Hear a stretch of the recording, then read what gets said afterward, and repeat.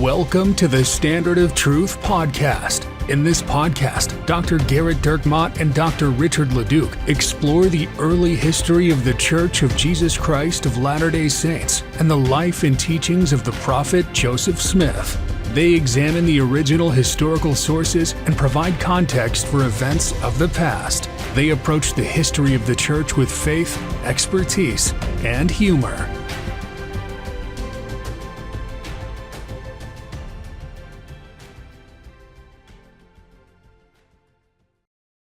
Hi, welcome to another episode of the Standard of Truth podcast. I'm your host, Dr. Gerrit Dirkmaat, and I'm joined by my friend, Dr. Richard Leduc. Hello, Gerrit. Thanks for having me back. Really excited based on the response from Christie's Corner, where we re-released 4 hours of previously released episodes for people to prep for their Sunday school class. This week, it's going to be Doctrine and Covenants section 93, which is a fan favorite. Well, it's a Gerrit favorite.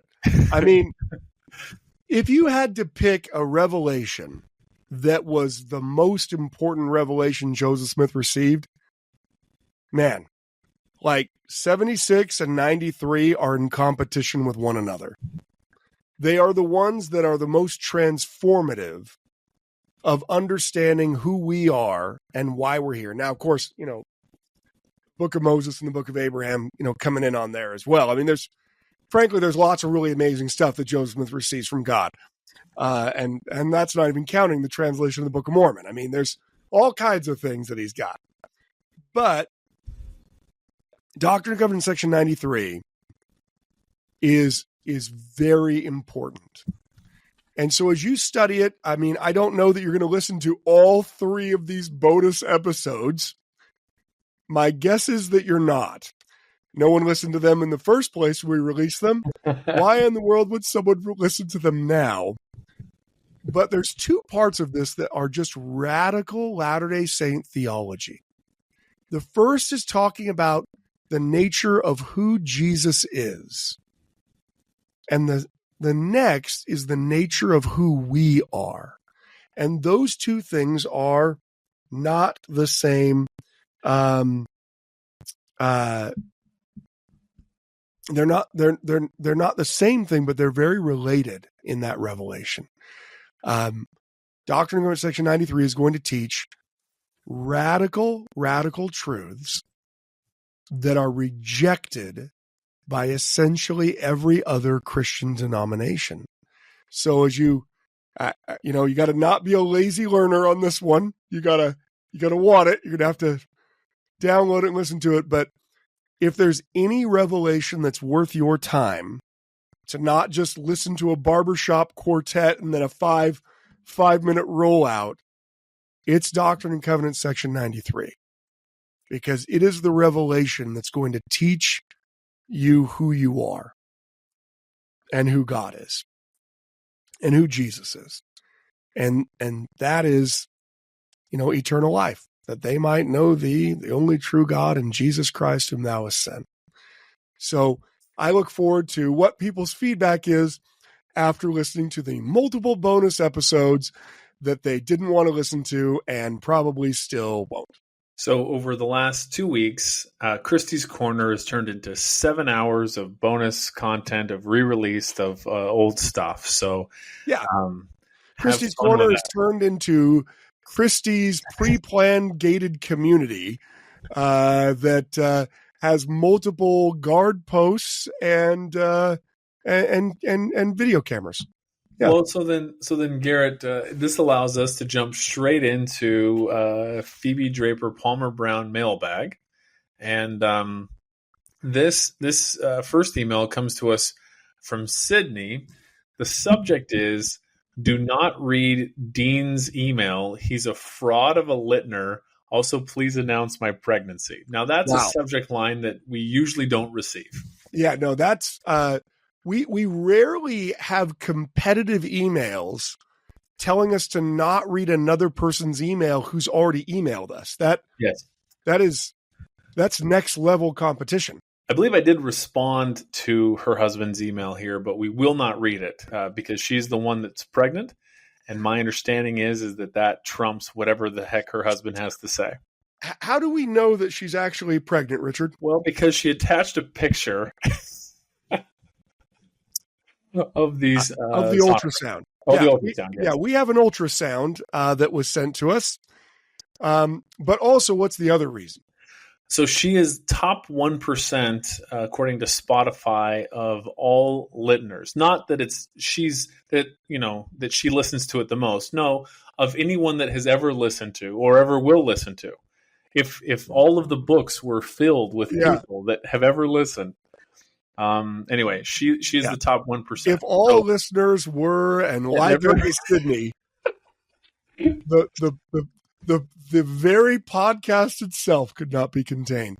So she's in the top 1% of all listeners, period, meaning she just plays this on a loop at night. This must be her white noise that she goes to sleep with, much like our wives. It's possible that the podcast, for a person that's pregnant, sometimes that a person might have unique tastes during their pregnancy. They want pickles and peanut butter ice cream or something like that. And I think our podcast is the equivalent of pickles and peanut butter ice cream. And that after she gives birth, she will wane. Well, that makes sense because it sounds like she has several kids. And so our podcast has been riding the coattails of her repeated pregnancies. Yes. Well, Sydney, we appreciate you as you continue to bring spirits into this world. I'm sure that Dean loves to play board games with Sydney. She's not competitive at all. Not at all. And we will never read Dean's email on the I'm afraid to now. But yes. But let's read Sydney's. Yes. I've had this email composed in my head for weeks, but after my husband, Dean, who started listening to you after me, that's in all caps, by the way. That's all caps, yeah. I mean, this email, first of all, Sydney, we love you, first of all. Second of all, the capitalization that you have in multiple spaces, you're one step away from cutting out parts of magazines and mailing them in. Yeah, it's going to look like a ransom note from a 60s TV show. Yeah, from a Columbo episode. Do it or else. Yeah. Who started listening to you after me, had the audacity to email you, and I cannot let that stand. And he also just said Richard emailed him back. Oh, Richard did he? That's what triggered it. This is your fault. I know. We receive, folks, if we don't email you back, please know we read every email. But there are hundreds of them. I mean, there are literally thousands of them. But we'll get like 100 emails from missionaries in 4 or 5 days. And it's impossible to respond to all of them because we have families, and as bad of fathers as we are, we would somehow be worse. And we're employees. And as bad of employees as we are, we would somehow be worse. It's true. I can't remember off the top of my head the response. I was joking with Gerrit before we started recording that I was going through and I was adding all the missionaries and going through all of the emails and whatever. And somebody wrote like a really thoughtful, really funny, really spiritual email, but it was decently long. And at the very end, there was like kind of a PS of what's the over under on temples that will be announced at General Conference. And so this really kind and thoughtful email, and my response was only 14.5. That's all I said. Yeah. Just cut to the chase. Yep. Yeah. All right. So back to Sydney's email. Yes. And he also just said that Richard emailed him back, and by the Treaty of Guadalupe Hidalgo, I cannot abide this. Oh, now that's an epithet. That's funny. That's funny. By the Treaty of Guadalupe Hidalgo, I cannot abide this. Joseph, he was a merciful man. Yeah, but I will not. Guadalupe Hidalgo, I will not. So Dean, her husband, is not a true fan, not like I am. See the attachment? That's what she did. So then she sent a picture of her top 1% of listeners. Yes. Yes, I'm in the top 1% of listeners, according to Amazon Music for the month of July. I am also a premium subscriber, so this data doesn't even take into account the number of hours I've spent listening to you through Spotify. Dean doesn't listen through Amazon, and he's not even a premium subscriber. And heaven forbid you share. Wait, are you not willing to let him listen to your That's Spotify? So funny. That's really, really funny. So she has a premium Spotify, but doesn't let him listen to it? This is mine. I'll have this for me. Yeah. Last December, I got hired at the local library. I love my job, but it means missing out on the Come Follow Me family study every Sunday afternoon. I was already dreading Come Follow Me this year because church history seemed big and scary, and I just didn't want to open that can of worms. I made the decision to start listening to church and scripture podcasts during work hours, shelving books in order to offset losing family study.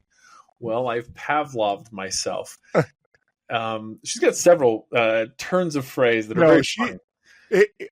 She might work at a library, but she could be writing the books in that place. Yeah, she's very, very funny. Now, I cannot start shelving books without craving sporting bets or raving against fornicating fornicators. That's the awesome. Fornicating fornicator was Philastus, or was it someone else? I'm pretty sure I said John C. Bennett. I both Philastus Hurlbut and John C. Bennett William McClellan regularly had me say negative things about fornicating. Yeah. I've gone through all of Joseph Smith and the Restoration, most of Condemned to Repeat It, and I'm just finishing up season 4 of the free content. It's been hilarious to bounce between the free and premium and hear the dual timelines. For a while, Free Richard was talking about sending his son out on a mission, while simultaneously Premium Richard was discussing that son's coming home. Premium Richard has been a doctor for quite some time, but I'm still waiting for the day Free Richard gets his new title. This is very funny. I like thinking of you as Premium Richard. But you know who doesn't want to think of you as Premium Richard? Becky, when she thinks about that non-epidural. From last week. Yeah. She handled it like a champ. For a husband who dropped the ball as badly I did, she doesn't bring it up. Only occasionally, only when prompted, and even then, she handles it all like a pro. I swear it was a clerical error by the hospital. In season 4, you also did mention you're now in the business of announcing pregnancies. I cannot say I'm in labor, nor do I plan to be in labor for 7-ish more months, but I do hope to be the first formally announced pregnancy on this mighty podcast. As we prepare for baby 4, we have been looking to this podcast for name inspiration. Philastus, Hurlbut, and Bill are right now. Gerrit, Genrith, and Garneth. Oh, wow. Have been suggested. Unfortunately, Richard is out for nicknaming reasons. Yes, I can imagine. I discovered the nickname for Richard in 4th grade. Somebody explained to me what the nickname was. I didn't believe them, and my teacher verified. If only you knew more about the Nixon administration, I think you would have been. I feel like that's a fail on your parents' fault. When I was 9. Yeah. I knew all about Nixon by the time I was 9. Well, your dad, he was upset by the whole Watergate scandal. My mom was very upset by it. Oh, your Democrat mom. Remember, she had Hubert Humphrey come speak at BYU. I bet. She's like, of course, Tricky Dicky was doing that. And for nicknaming reasons, he can appreciate. I can, by the way. I have offered my children a significant amount of money if any of them name any of my grandchildren Richard. And my wife is against it. My kids are also against it. Their wives, who they haven't yet met, are going to be against it. No, they're already against it. But they already have to accept the fact that for some odd reason for the rest of their life after they get married, people are going to call them DeLucci, even though the D isn't first. It's one of the craziest things there is DeLucci. You hear it all the time. You've heard it all the time, right? I hear it all the time. Not only that, for, I don't know, it was probably a 2-year period. Becky was sending us screenshots of the message she was getting from the attendance clerk at the school saying that your daughter was not there, and not one of them was accurately spelled. It was unbelievable how bad it was. Yeah, it was bad. One was Duloc. One was Laducci. I mean, it was, and you're thinking, you're the attendant secretary. Like, don't you literally have her name in front of you? That's why you're making the call? It's right there. It's like, right there. The whole reason you're sending the email is you just got a paper on it with her name that says you need to let them know she's not here. It's one of the things that I mean, so Angie goes from Einan to Dirkmott. Einan obviously, and Einan was very Welsh. It was Eynon. That had to get slaughtered, right? No, people said Enyon. People said just all kinds of stuff. Right. So, but Einan to Dirkmott, it's a step down, but it's not such a large step down. I mean, it's more a step down because of the spouse than it is the name. Right. So, but poor Becky goes from Wilson to Leduc. She never once had to spell it. No. She never one time. I mean, the biggest question she ever got was, do you go by Becky or Rebecca? That's probably the biggest question she ever got. And it's not like Nelson or Larson where there's occasional E's at the end. No, it's always the same. Any Wilson who has an E at the end, that's get out of here. That's get a out communist of here. malefactor. Anyway, but perhaps Doctor as a first name in homage to him, and not any liars of the same. Yeah, you wouldn't want to name him after Dr. Hoba. Go ahead. No, they should be naming him after us. Yeah. Very different. All joking aside, my apologies to Rex's Elders Quorum president. That's nice. We haven't mentioned.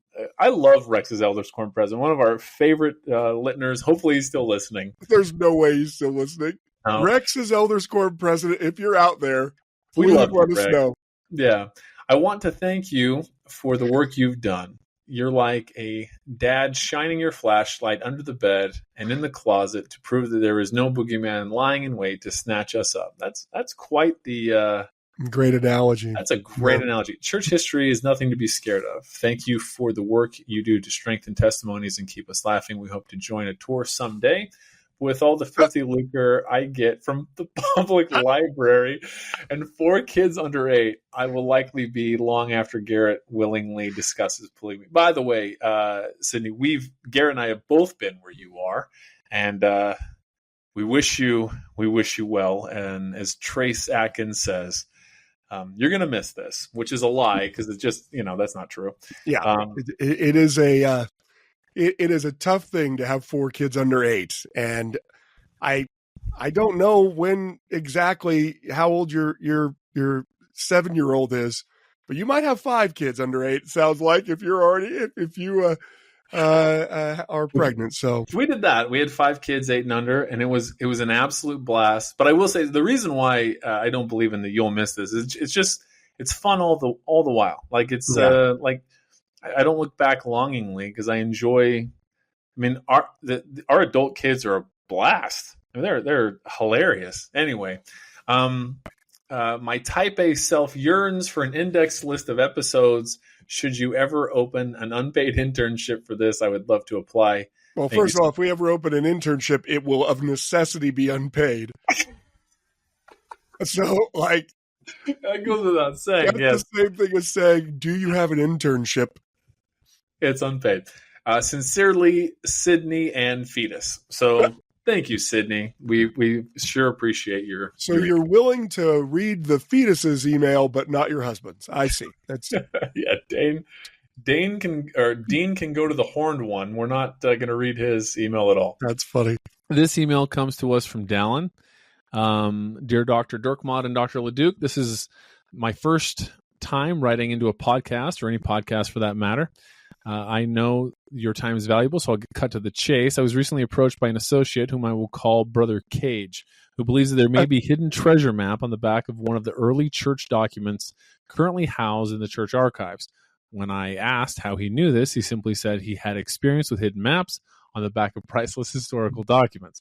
This seemed credible enough to me, so I offered my assistance. Brother Cage then asked if I knew any church historians who could help our overly elaborate plan to acquire said documents from the church's heavily guarded vault. I told him I knew of 2 historians, one historian and his trusty sidekick. That's offensive, because I view you more than a trusty sidekick. Yeah, Garrett. I mean, I feel like I'm almost a co-host.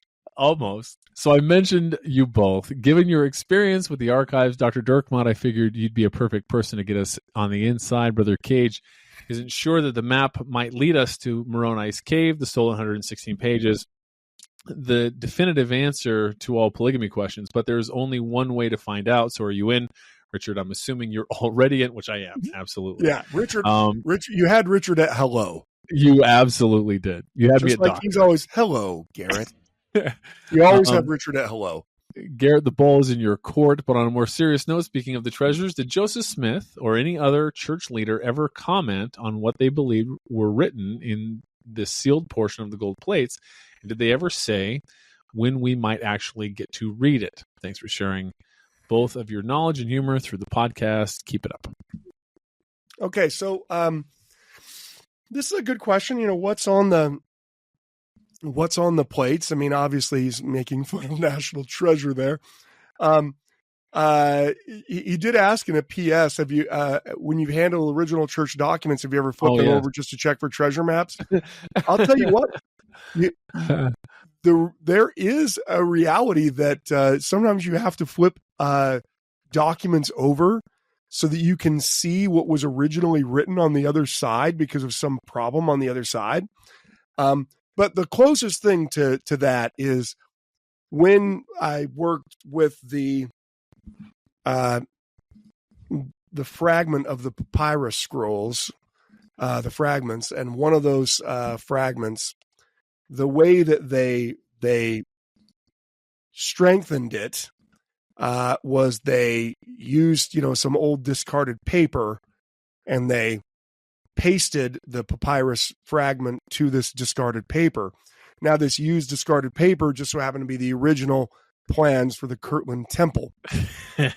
And so, yes, legitimately, I had to turn the papyrus scroll fragment that we have upside down so that I could see what the original Kirtland Temple plans looked like, because they had pasted it over. And that's pretty cool, though. I mean, that's part of the Abraham papyrus is pasted to the Kirtland Temple plans. You're not able to just let me just get some remover and I'll get those unstuck, because there's no way to separate them without destroying these, in one case, thousands of year old, document. And so there is that. But as far as the sealed portion, I mean, it's a good question. It comes up. It's actually a favorite haunt of modern day apostates. A lot of modern day apostates love to say that they've brought forth some of the sealed portion. But, we actually get most of our explanation about what's in the sealed portion from the Book of Mormon itself. And that's, you get that from, Ether chapter 4. That's verse 4. I've written upon these plates the very things which the brother of Gerrit saw, and there never were greater things made manifest than those things which were made manifest unto the brother of Gerrit. So whatever he sees is greater than anything that's ever been made manifest. Wherefore the Lord hath commanded me to write them, and I've written them, and he commanded me that I should seal them up. And he also commanded me that I should seal up the interpretation thereof. Therefore, I've sealed up the interpreters according to the commandment of the Lord. So Moroni apparently knows exactly what's on the sealed portion. Ether obviously knows it. And it's this description of, how great a thing,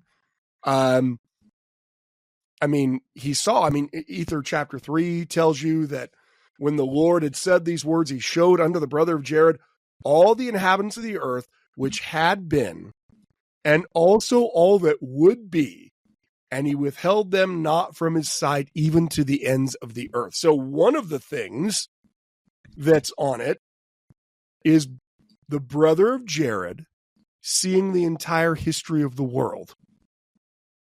And that, that's pretty epic, right? So he knows exactly what's going. I mean, I even hesitate to say this, but if Biff Tannen had gotten a hold, oh my gosh, if he'd gotten a hold of the sealed portion, imagine how many bets he would be making. Do you think that was part? I mean, it's part of the history, right? Who's going to win Super Bowl I? I don't know that's what the brother of Gerrit is writing. Gerrit is watching the Fever versus the Aces in a WNBA 2025 summer season. That's hilarious. Apparently, he's shown everything, the entire history of the world, and so you can imagine that's pretty important. I mean, when the plates are talked about in 2nd Nephi, you get something similar, right? 2nd Nephi 27, verse 10, the words which are sealed he shall not deliver. So this is this prophecy of the person who's going to get the plates, named Joseph, who's going to translate them.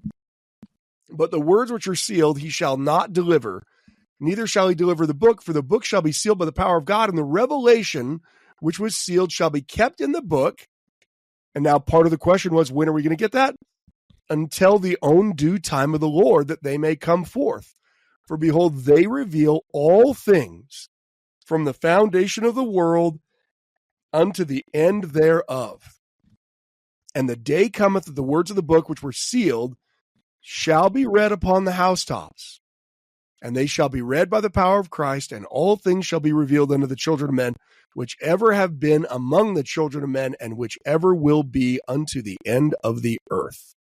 So, with that, there's multiple statements that these aren't going to come forth until people have repented of their iniquity. Elder McConkie said that, we weren't going to receive them until, the millennium, essentially.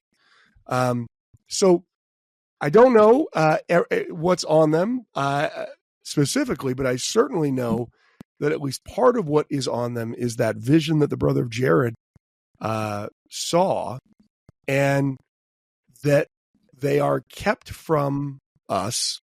It appears until we are closer to the second coming of the Lord, or after the second coming of the Lord, in part because it does include the history of the whole world from its beginning to its end. That's great. Let me go to the last email here. This comes to us from Nathan. This question comes from my girlfriend who is serving in the Pittsburgh, Lyon, Pennsylvania, France mission. By the way, Lyon, France is where the Jean-Baptiste Leduc and the great Leducs came from to receive their acre in Montreal when all of Canada had 2,500 people living in it. I see. Yeah, and literally nothing but acreage. I mean, nothing. And we had 1 acre. It is stunning to me almost. Like, it's like your great-great-great-grandfather deliberately didn't want more than 1 acre. Well, I mean, he came from Lyon, France. So when I see this, my heart goes out to his girlfriend who is serving in what I can only imagine is a high baptizing mission in France. Oh, like all French missions.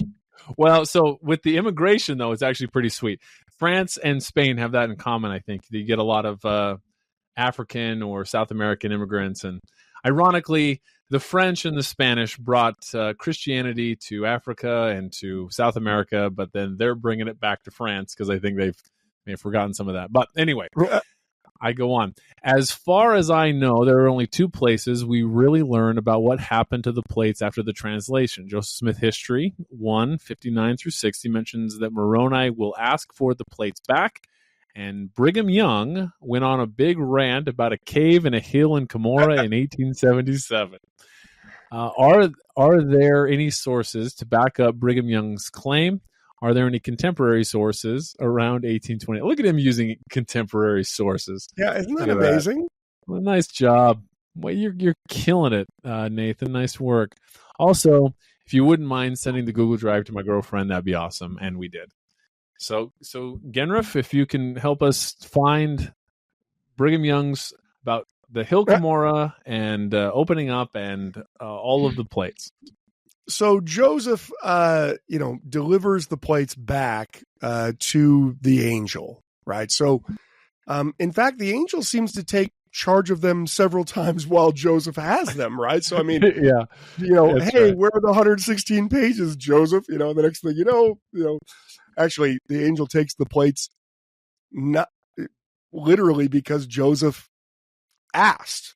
The angel takes the plates because the Lord said no, and Joseph asks again, and then asks again, and then sends the pages off with Martin Harris, and then the angel takes the plates because of that. But Joseph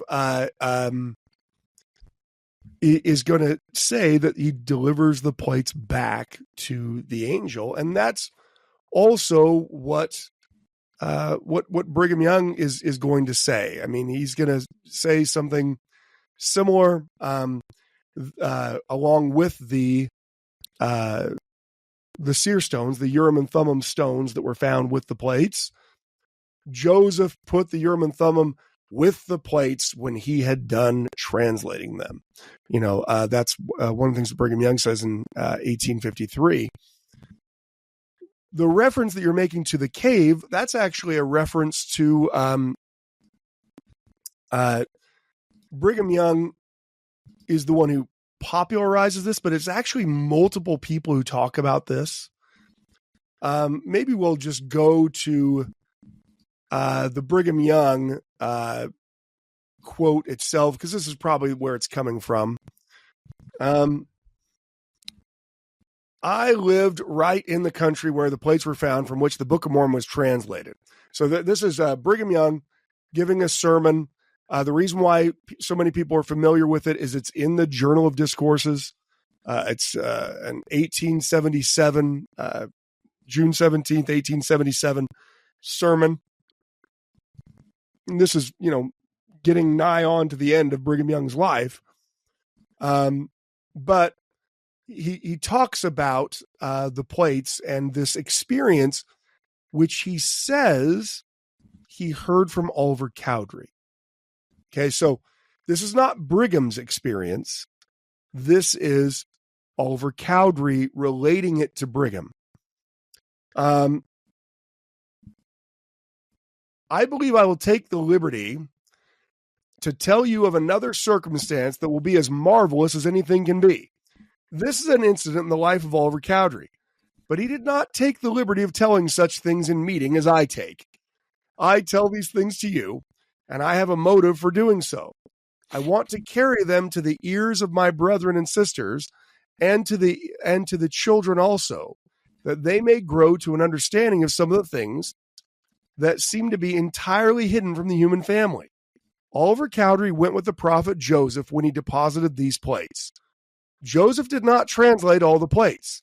There was a portion of them that was sealed, which you can learn from the Book of Doctrine and Covenants. When Joseph got the plates, the angel instructed him to carry them back to the Hill Cumorah, which he did. Oliver says that when Joseph and Oliver went there, the hill opened and they walked into a cave in which there was a large and spacious room. He said he did not think at the time whether they had the light of the sun or artificial light, but that it was light as day. They laid the plates on the table. It was a large table that stood in the room.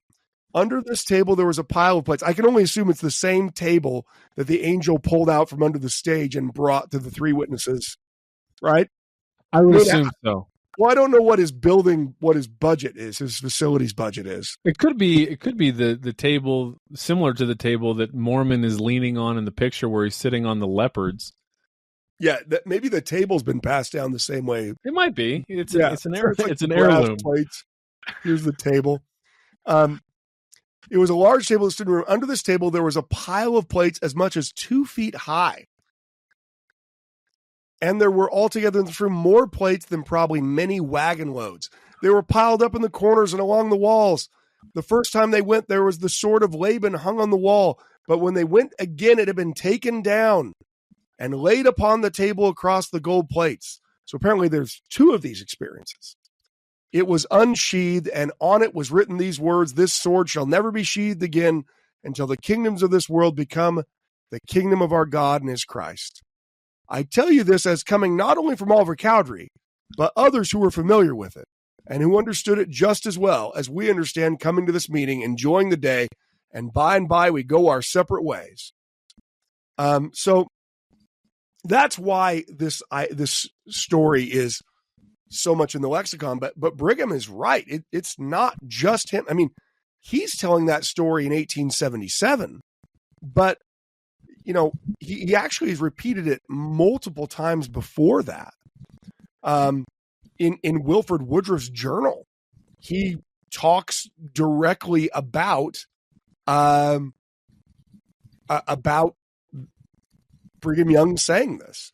President Young. So this is Brigham Young's journal of 1869. Okay, so this is 8 years before the Journal of Discourses sermon. Wilford Woodruff's journal, December 11th, 1869. President Young said in relation to Joseph Smith returning the plates of the Book of Mormon that he did not return them to the box from where he had received them, but he went to in a cave in the Hill Cumorah. Cumorah is what's written. Okay, it says Hill Cumorah. It's not an H. It's Comoro. Did it have like a almost like a Firebird, like a Camaro? Yeah, I feel like that's what Wilford Woodruff was trying to say.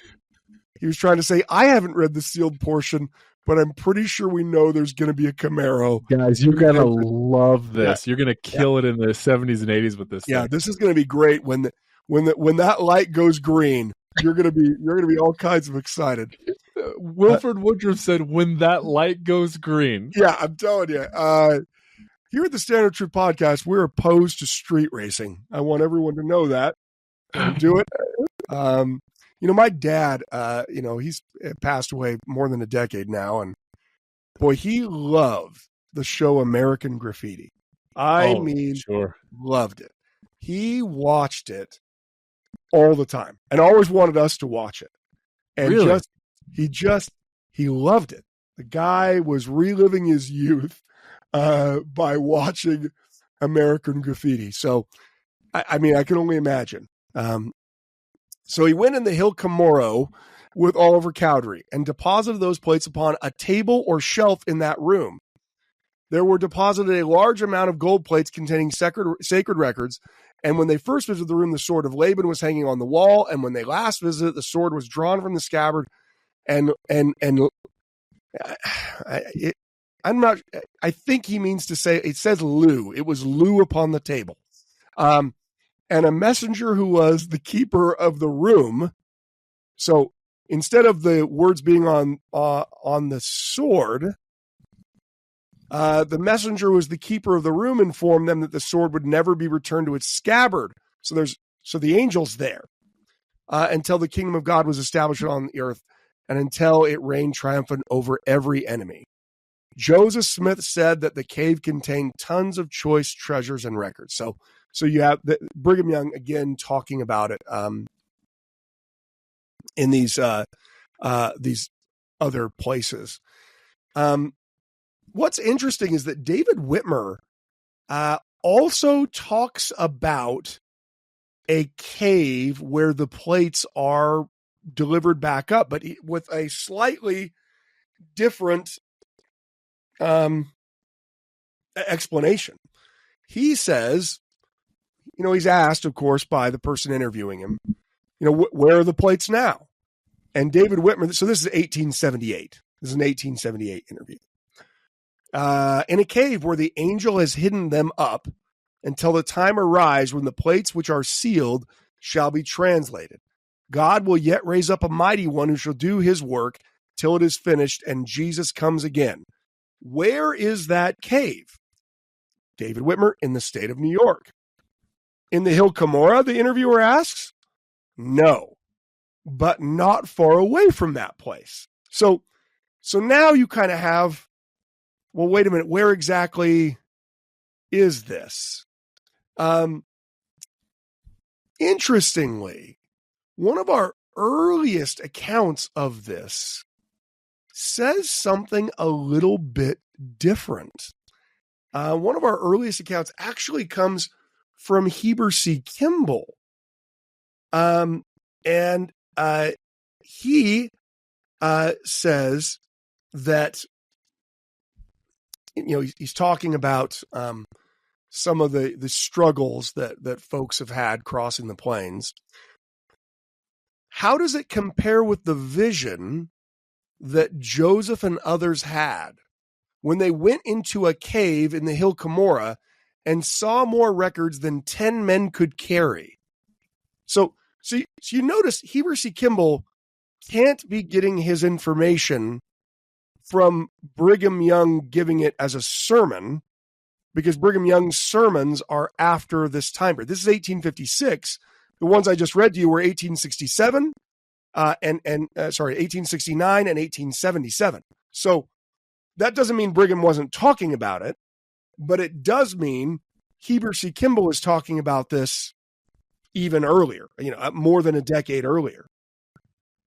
Anyway, he says, when they went into the cave in the Hill Cumorah, they saw more records than 10 men could carry. There were books piled upon the tables, book upon book. Those records this people will have yet if they accept the Book of Mormon and preserve its precepts and keep the commandments. So, you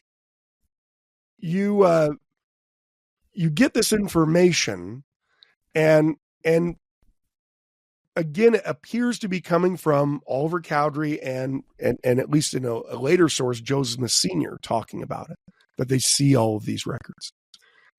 But you also have Heber C. Kimball there saying that it was a vision. You notice Brigham Young says something similar in his sermon. Okay, they go to deposit the plates, and all of a sudden they're in a cave, and they don't know how they got there, but they can see like it's daylight. Now, if you've ever been in a cave, you'll know that you can't see like it's daylight.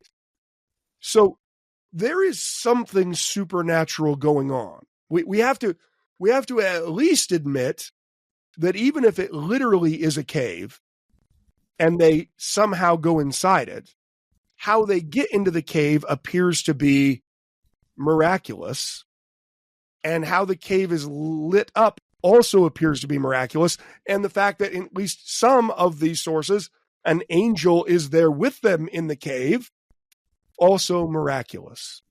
So I know that people would be like, do you think if we dug out the entire center of the Hill Cumorah that we'd be able to find those other records? I think you'd have the same chance of succeeding at that as all of the people that were digging all over Hill Cumorah when Joseph said plates were up there, the chance that they had finding them. It's interesting. Brigham Young, actually, I wasn't planning on talking about this because obviously we're way over time and this is something that no one cares about. So before you go into that, just real quickly on American Graffiti.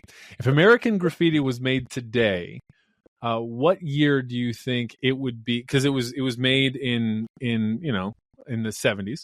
So what year would it be depicting if it was made today? So if it was made today, it would be like showing what 1998 was like or something like that. 2014. Oh, 14. Oh. It was made in 73 and depicting a summer in 62. Crazy, though. Anyway. Wow, 62. Seems a little later. Yeah, right. Like 55. I know. But anyway, so that's I think we all have 1955 on the brain because of Back to the Future. Always. I have it always on the brain. And I know more about 1955 than any other 50s date solely because of Marty McFly. I can't believe they tore down and turned that into a whole park, a whole shopping mall. Can't believe they did it. Yeah. At the Twin, whatever the heck's. The Twin Pines Mall. The Twin Pines Mall. Twin Pines Mall. I had that fact on. I was just hoping you were going to bring up American Graffiti because I did a bunch of research on American Graffiti before this podcast. I'm really glad you brought it up. I come in every week saying, what could I bring up that Richard will have already researched? And you did it. You always do it. I came through. No, the Brigham Young commentary that I was thinking about was he talks about how even before he was a member, that because he lived fairly close to where Palmyra was, that he remembers having people talk about trying to find the plates on the hill, but they can't find them. That they're looking for the plates. I mean, so Brigham Young says in one of these sermons that and this is a pretty rough sermon because it's from the shorthand, and so it's not, it's going to be rough. It's going to sound like I'm having a stroke as I read this because most of the words are missing. So it's going to be very similar to everything else I've ever shared on the podcast. Actually, I don't even know why I gave a disclaimer. He says, I knew one astrologer. I heard him say, when Joseph was looking for the Book of Mormon, that they was in the hill, and a number of men knew that there was treasure there. And old Father Beeman, a Baptist minister, and several others sent down to the town close to where I lived. He went up there 3 times to see if they could not get that treasure. This was before Father Beeman was acquainted with Joseph, but knew that Joseph had said that there was a treasure there and expected to get it. Sent for this astrologer. He was the smartest one ever I saw. Something walk to put them together, more wisdom in his little finger than all the astrologers here. I saw that man. He went up the last time the last time he goes, the 1st of September, a few days before Joseph got the plates. And he came into David Smith's store. I was there. He came in, and he was the greatest swearer I ever heard a man of great learning, being educated in America and sent to France and Italy, and he'd received his education. A man could become a priest and turned out to be a devil. He commenced swearing about this and damned him and said, I believe he will get that treasure and I can't get it. And they flee away from me. And this is the 3rd time that I've been there and I can't get to the spot. I can't get to it. And one man by the name of White boarded with a Presbyterian priest. And this White had 2 daughters in the conversation with this man, I recollect. And White made the observation that this man thought that he was intruding upon his dignity. And when he was considerable a gentleman, it made the man angry. And he said, Mr. White, you need not put in your talk here, and told them what he was. Says he, I will inform you of another thing. You've got a living priest people worship, and one of your daughters is going to have a young one by one of her gentlemen. Just you wait and see. I know all about this. This is astrology. I'm speaking about you. Go to him, no matter who, and say, I want to see and talk to you, and stop plowing and sit down and talk with him. And he would commence telling you his name and where he was born and how old he was. So, Brigham's, obviously not endorsing this. What he's saying is that there's evil, work about. The point is, he actually tells the story a couple of times that there are people actively digging on the Hill Cumorah, actively searching and employing an astrologer who they think will have the ability to find it, and they're not able to find it. And apparently it leads to a swearing tirade and telling a Presbyterian minister that his daughter's going to have a child out of wedlock. I feel like that's not exactly where you should go with your anger, but wait, was she a Sagittarius though? Let's say, oh, I see. Now you know that exactly how it would be the case. So my point in sharing that story is lots of people, even using the power of the adversary, tried to find the plates. they weren't able to find them because God is the person who determines whether or not you have access to the sacred plates. The same way no one found those plates for 1,400 years, no one found the plates even when they knew where to look, because it was God who was determining who would have the plates. So when people say, well, do you think they're really there inside the Hill Cumorah? I don't know. Clearly what happens with Joseph and Oliver is some kind of visionary experience. And certainly that's how Heber C. Kimball calls it, a vision. Certainly the fact that there's light in the cave is a visionary experience. Certainly the fact that there's an angel there.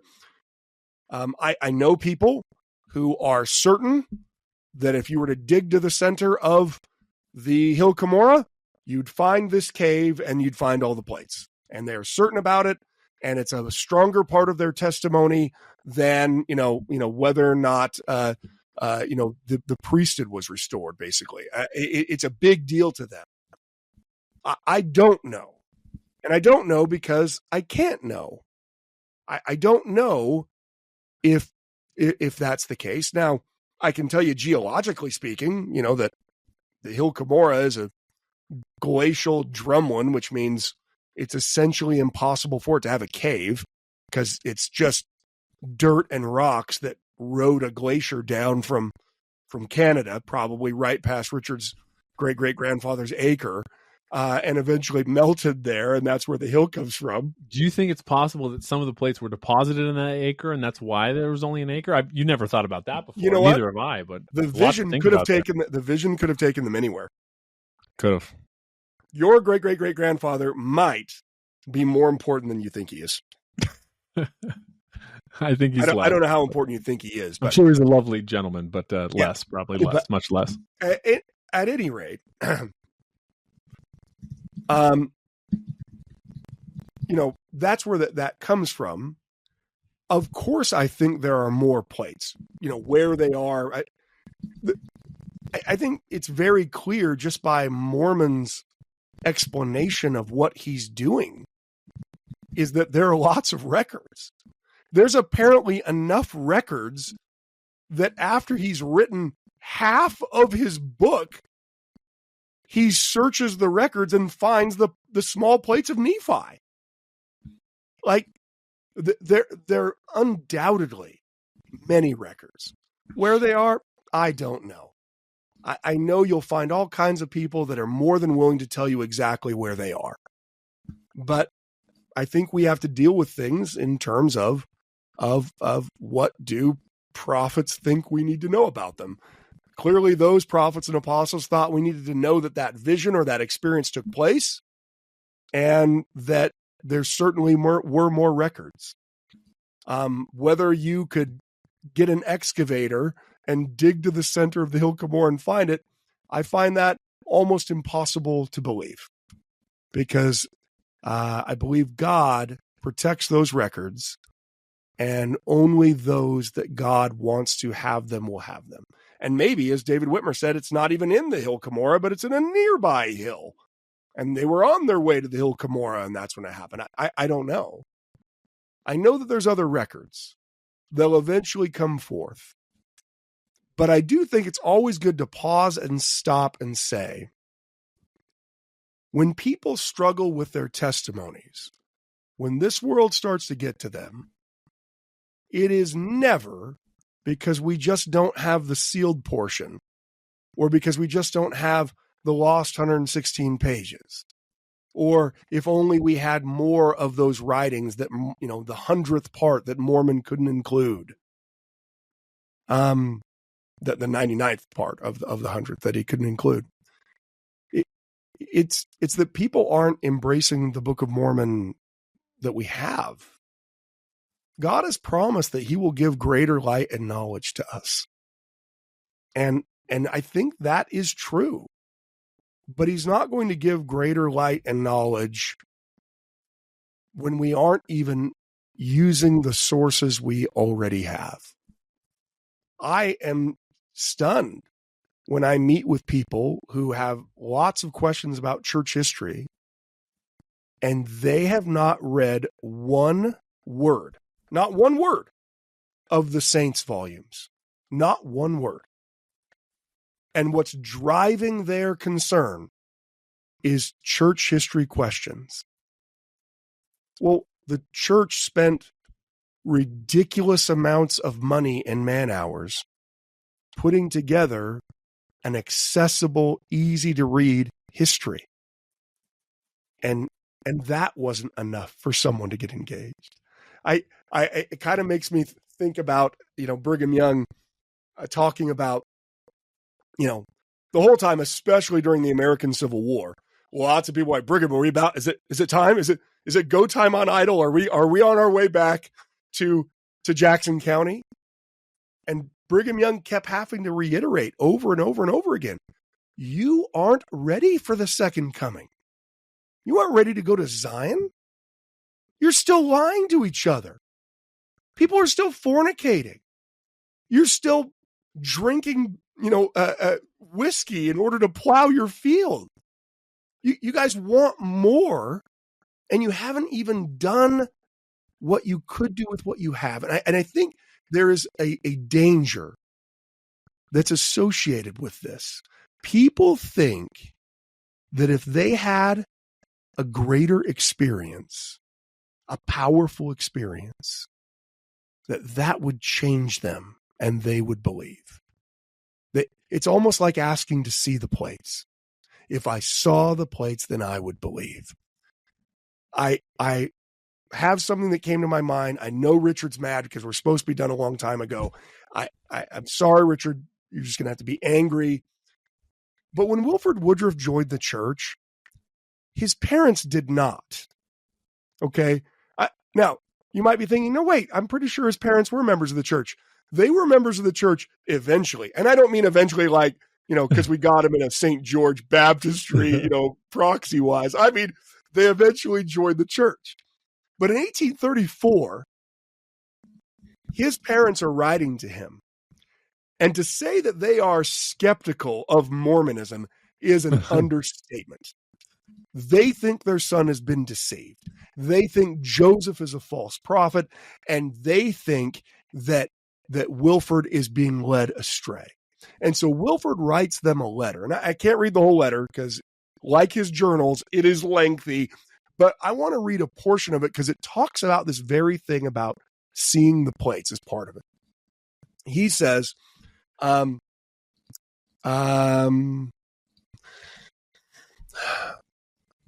let's see here. I feel to rejoice to behold the candor which you manifest in your letter to me, informing your opinion respecting the work in which I've engaged.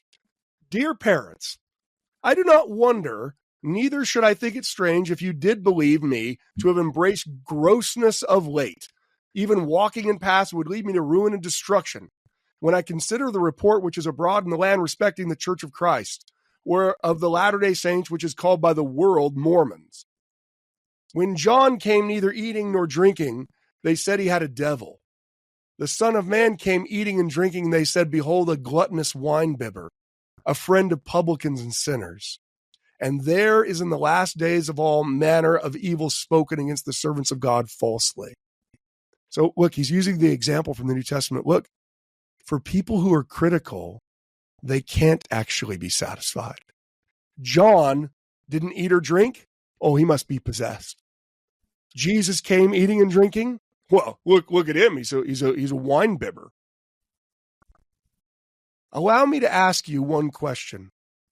Who is a proper judge of the work in which I've engaged in, and of the character of Joseph Smith, and of the revelations which have come through him, and of the members of the church, and of the laws of the church are the same?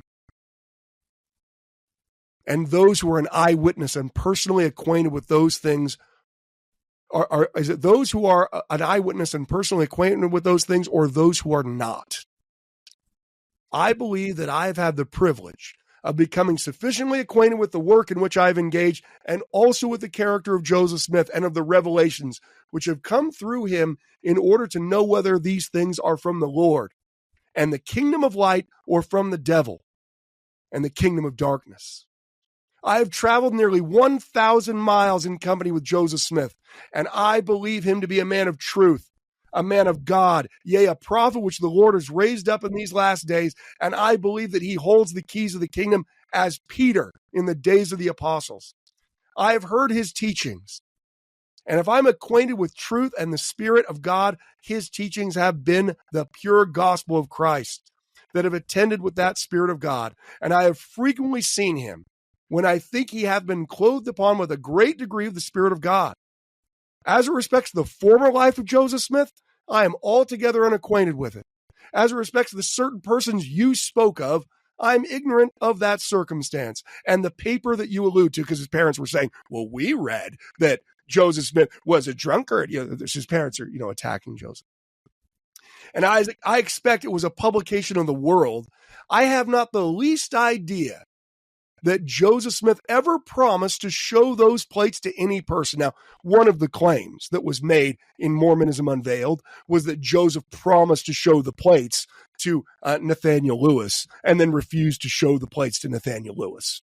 So I'm sure that's what his parents are referencing. That he had promised to show the plates to any person to whom they were not shown. You ask why those plates were not exposed to public view, that they should not be in doubt? Those plates were once common to mankind before they were hid up in the earth, as also was our Savior.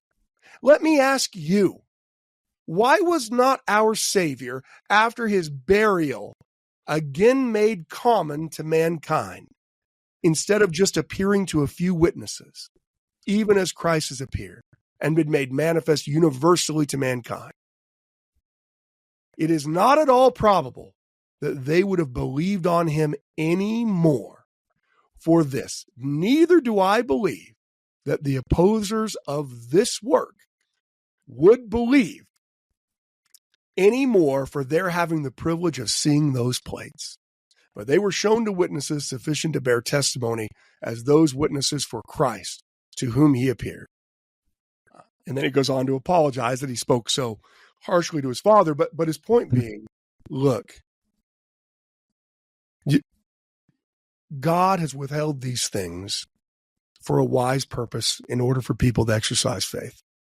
And anyone who says, well, if only I found some physical evidence, then I would believe, is someone who would never actually believe.